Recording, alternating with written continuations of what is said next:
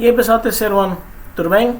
Pessoal, vamos agora abordar o capítulo 2, tabelas e gráficos, tá bom? Capítulo 2 da frente B, da página 223 até a página 235. Pessoal, ó, nesse capítulo aqui, o que vai ser de fundamental importância? Leitura e interpretação, certo?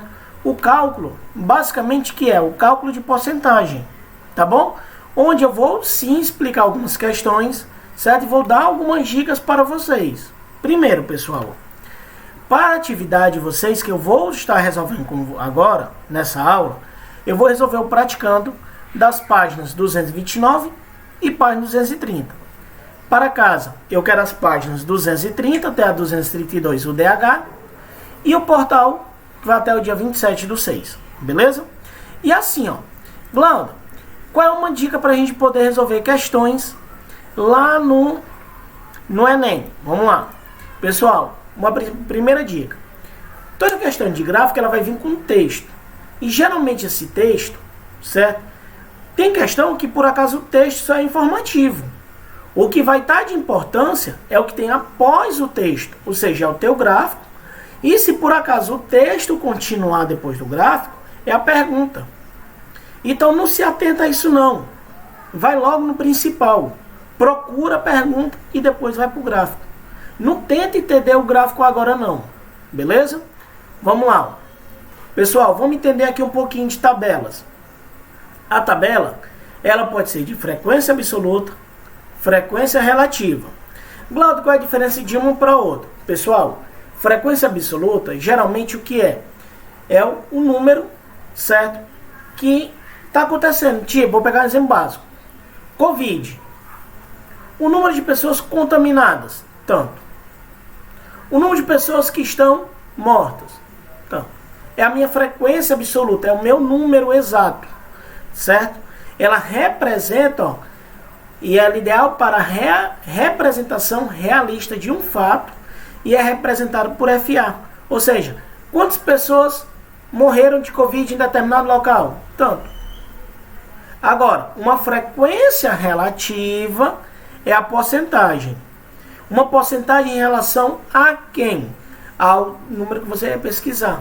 Tipo, em relação ao Covid, quantas pessoas, qual é a porcentagem de pessoas mortas para o de curados? Aí, para mim saber o total de curados, eu tenho que saber qual é a minha frequência absoluta em relação às pessoas que são curadas. Aí, o que eu faço? Faço a divisão. Um pelo outro. O total de pessoas mortas sobre o total de pessoas curadas. Tá bom? Ou então, em relação ao total de pessoas contaminadas por essa doença. Beleza? Então, frequência absoluta é um número real, sem mudança nenhuma. Já a minha frequência realista é a minha porcentagem. Tá bom? O gráfico de vocês, olha só. O gráfico, ele pode ser dividido em gráfico de linha, gráfico de setor, gráfico de barras ou colunas. Glauco, esse tipo de gráfico eu já conheço, então tenho dúvida. Pessoal, o que é um gráfico de linha? Ele é marcado por pontos no eixo cartesiano, ou seja, no eixo X e no Y, certo? E em seguida a gente une para o segmento de reta, é aquele gráfico que mostra uma variação, subindo, descendo, certo? Por segmentos de reta. Já um gráfico de setor é aquele famoso gráfico de Pitts. Está aqui um exemplo, ó. Ele vem circular, onde ele vem dividido por cores, tá bom? O gráfico de barras ou de colunas, geralmente esse gráfico nós só vemos ele em época de campanha eleitoral. Quando a gente vê, um determinado candidato tem quantos por cento de voto, quantas pessoas votaram nulo, quantas pessoas votaram em branco, certo? Quantas pessoas votaram no candidato A, no candidato B. Aí mostra o gráfico com uma coluna, com uma barra na horizontal ou na vertical, certo? O que é esse pictograma? Pictograma, pessoal, ele é utilizado, em vez de eu fazer o desenho, vou pegar aqui o básico, ó, um gráfico de setor, em vez de eu abordar um gráfico de setor, eu faço um pictograma. O que é esse pictograma? É um gráfico que vem em função de desenhos, certo? Pegar exemplo básico. Pessoas que praticam esportes. Quantas pessoas praticam ciclismo? Ao invés de eu fazer um gráfico por setor, eu coloco um desenho de ciclistas indicando. Lembrando que, se por acaso for um valor muito elevado, aí eu digo que para cada boneca é vezes um determinado valor, vezes 1000, vezes 100, tá bom? Dependendo do meu campo de pesquisa.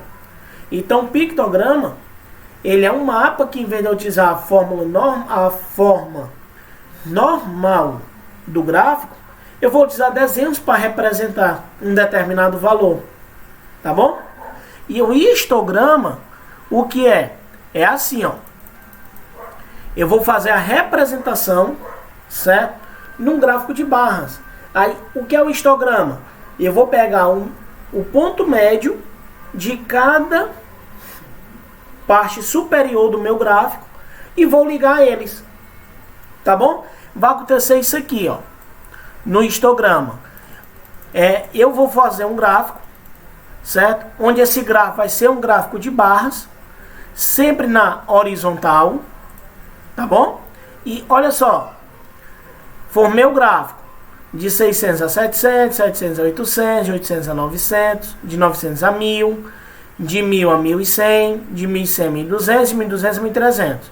Marco o meio de cada segmento e ligo, ó. Isso é um histograma. Essa figura que é formada interna é chamada de polígono de frequência, tá bom? O histograma é esse desenho aqui preto, ó. Essa linha preta, certo? E o polígono de frequência é essa parte de rosa que ficou dentro da sua figura, beleza? Então, isso é um histograma. Já o pictograma, ele aborda esse assunto aqui, ó. Deixa eu ver se no livro de vocês tem algum exemplo. Pronto, ó. Olha só. Vem falando da água. Aí, em vez dele abordar aqui uma determinada quantidade, abordando número, ele traz o desenho. Nível em 2014, nível atual, cenário 1, cenário 2. E isso daqui é um pictograma. Beleza? Então, ó, peguem o livro de vocês agora e vamos para a nossa correção lá do praticando. No praticando de vocês, a primeira questão, olha só como é bem simples, ó. A primeira questão, ela diz assim, ó. Após o sucesso em São Paulo, com redução de 88 mil quilogramas de carne por mês, merenda vegetariana já tem novas adesões. Tá só falando aqui da merenda escolar. Aí ele traz o desenho, certo? Onde esse desenho é um tipo de pictograma, porque só tem informação, só tem desenhos e tem só números jogados, tá bom? Onde esses números eles são identificados. Aí, após o desenho, diante das informações apresentadas, pode-se concluir que, aí você vai observar todos os itens. O item correto é o item D, onde ele diz assim, ó, considerando que a área de um campo de futebol equivale a 7.140 metros quadrados, pode-se concluir que a produção de cada quilo de carne ocupa 16.227 metros quadrados. Glauder, onde é que eu vou achar essa informação? No texto de vocês, ele diz que o quilo da carne é 88 mil por mês. Tá bom? Vamos lá. Questão de número 2. Ele diz assim, ó. A tabela a seguir permite comparar preços e salários durante o século XVI na França. Analise e responda a questão a seguir. Senão vou analisar a tabela abaixo. Aí vamos pular. De acordo com a tabela, os trabalhadores na França no século XVI viveram a seguinte situação. Aí observa os itens e vai comparar. Ó. O item L diz, ó, enquanto o salário de um pedreiro aumentou 5 vezes, o preço do trigo aumentou mais de 20 vezes. Aí você vai verificar, certo? leia a informação e depois você verifica. Quando você chegar no item B, que é o item correto, ele diz assim, ó: o salário diário de um servente cresceu em progressão aritmética, enquanto o preço do trigo cresceu em progressão geométrica. Vamos lá, ó. O preço de um servente, ele ganhava 2S, 2S1/2, 2S5D. Então, ele está ganhando em progressão, sim, aritmética. Em relação a quanto? A metade. A cada semana ele ganha metade do que ele ganhava. A cada semana não, a cada década. Aí o que é que vai acontecer? Quando você vai comparar com o preço do trigo, ele tem, ó, 19S, 43S, 54S, ou seja, enquanto de um eu estou aumentando por uma soma, que eu estou aumentando somente a metade, no outro eu estou fazendo a multiplicação, ó. Esse saiu de 19, foi para 43, foi quase multiplicado por 3, aí de 43 ele aumentou para 54, foi multiplicado por 1,1 valor, aí de 54 foi para 123, ó, mais do que o dobro. Beleza? Então você observa que aqui você tem uma progressão geométrica, onde os valores estão sendo multiplicados. Na questão 4, ou na questão 3, ele diz assim, ó: a tabela a seguir mostra e quer saber qual dos gráficos melhor representa a tabela. E você vai verificar que é o item A. Certo? Não precisa nem você ler toda a questão, nem entender não. Só quer saber qual dos gráficos melhor representa a tabela. E você vai observar que é o item A. E na quarta questão, ele diz da seguinte maneira: o dono de farmácia resolveu colocar à vista do público o gráfico mostrado a seguir.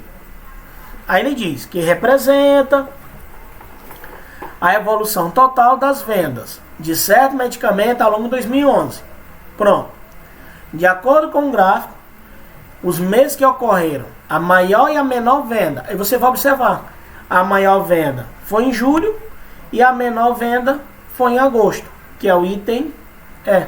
Então você observa que para mim resolver questões de gráfico e tabela, não é preciso eu fazer cálculos monstruosos, não. Faça a ideia. Lê a questão, se por acaso a questão estiver trabalhando só de fatos históricos, dá uma pausa nela e pula para o texto que está após o gráfico, que é onde vai estar a tua questão, é onde vai estar a sua pergunta. E depois que lê a pergunta, é que você verifica os gráficos. Assim você ganha tempo, tá bom? Então, com isso, eu estou terminando a explicação do conteúdo, certo? Acompanhe a nossa próxima videoaula para fazer a correção da atividade de vocês, que é o DH, tá bom? Então fiquem com Deus e até a próxima.